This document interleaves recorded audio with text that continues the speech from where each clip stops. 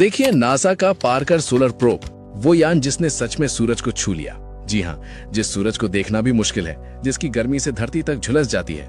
हाँ, ये सुनने में पागलपन लगता है, लेकिन यही पागलपन है जिसने इंसानियत को आज सूरज तक पहुंचाया है। नासा ने पार्कर सोलर प्रोब मिशन को 12 अगस्त 2018 को केप कैनावेरल से लॉन्च किया था।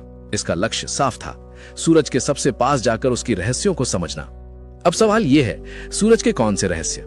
दरअसल वैज्ञानिक सदियों से ये समझ नहीं पाए थे कि सूरज का कोरोना यानी उसकी बाहरी परत खुद सूरज की सतह से कई गुना ज्यादा गर्म क्यों है। सतह का तापमान लगभग 5500 डिग्री सेल्सियस है, लेकिन कोरोना का तापमान लगभग 10 लाख डिग्री सेल्सियस तक पहुंच जाता है। यह असंभव लगता था, क्योंकि बाहर की परत का इतना गर्म होना किसी भी तर्क से मेल नहीं खाता।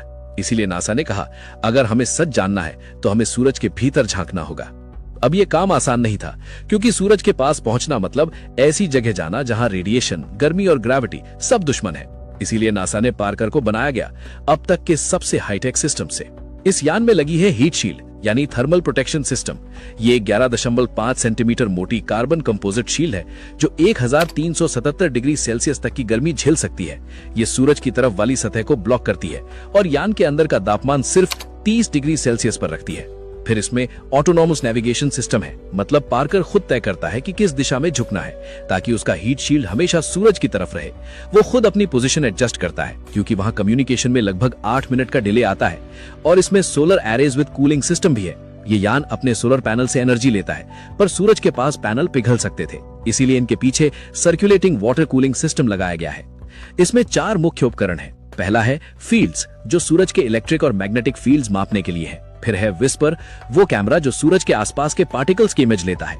तीसरा उपकरण है स्वैप, सोलर विंड्स यानी प्लाज्मा पार्टिकल्स को पकड़ने के लिए। और चौथा है इसिस, हाई एनर्जी पार्टिकल्स को डिटेक्ट करने के लिए। पार्कर सिर्फ एक बार सूरज के पास नहीं गया, वो 7 सालों में 24 बार सूरज के चारों ओर चक्कर लगाएगा।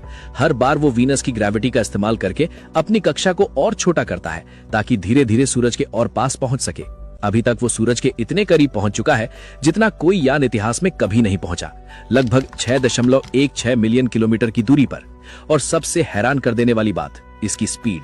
ये चलता है करीब 7 लाख किलोमीटर प्रति घंटा, यानी 193 किलोमीटर प्रति सेकंड।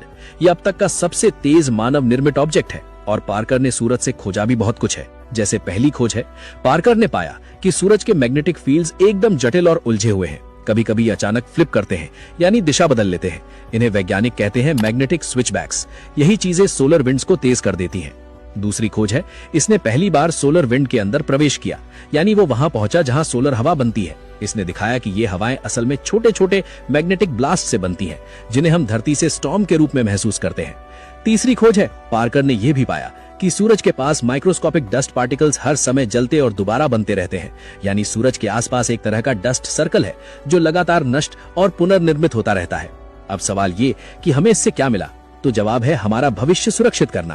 पार्कर की खोजों से वैज्ञानिक अब स्पेस वेदर को बेहतर समझ पा रहे हैं, क्योंकि सूरज से निकलने वाला एक सोलर स्टॉर्म धरती के सैटेलाइट्स, इंटरनेट, जीपीएस सिस्टम्स, यहाँ तक कि पावर ग्रिड्स तक को प्रभावित कर सकता है। अगर हम ये समझ जाएं कि सूरज कब और कैसे ऐसी ऊर्जा छोड़ता है, तो हम पहले से तैयारी कर सकते हैं। इसके अलावा पार्कर की डेटा से हमें यह भी समझने में मदद मिल रही है कि हमारे सौर मंडल की सीमाएं कैसे तय होती है और सूरज की ऊर्जा धरती तक कैसे पहुंचती है। सोचो, 6 साल पहले लॉन्च हुआ एक यान आज सूरज के अंदर झांक रहा है। जहां जाने की कल्पना तक करना असंभव था, मतलब वहां अब इंसान पहुंच चुका है। ये सिर्फ एक मिशन नहीं, ये एक सबक है कि इंसान की जिज्ञासा ही उसकी सबसे बड़ी ताकत है। और शायद आने वाले कल में जब कोई नई सभ्यता खोजेगा, तो वो कहेगा, हाँ, यही वो युग था जब इंसान ने अपने सितारे को छू लिया था।